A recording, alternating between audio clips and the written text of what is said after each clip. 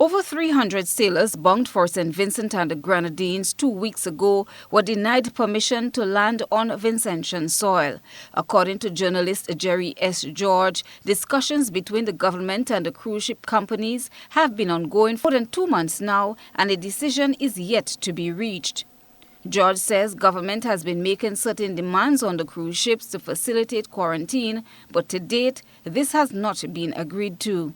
I don't know if you know, this has been the discussion in St. Vincent for the last almost a month, where the Prime Minister got very much involved in the whole thing and tried to give comfort to the sailors that he could bring them home. And then it back and forth from one thing to the next.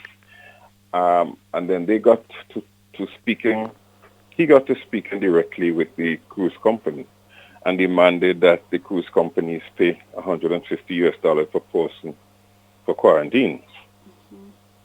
That whole situation went wild.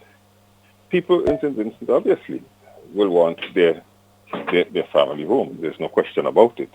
But here we have just created too much rancor over the whole situation. He says logistics were worked out with the hope that this was finalized. And the truth of the matter being is that no Prime Minister was in any position to demand that their crew members could come home. There was a whole host of complex issues to be sorted out with the federal government, the state government, the CDC, and all the rest of it. They have sorted that out now, and in fact, it went worse. The Vincentians were booked on 2 planes to come home, and the Prime Minister refused to allow the planes to land. As it stands now, George says at some point the sailors will be home. Well, I think the boat is going to come. Listen, there's no two ways about it. The boat is going to bring home the sailors. Knows that the ship has said they have given some dates.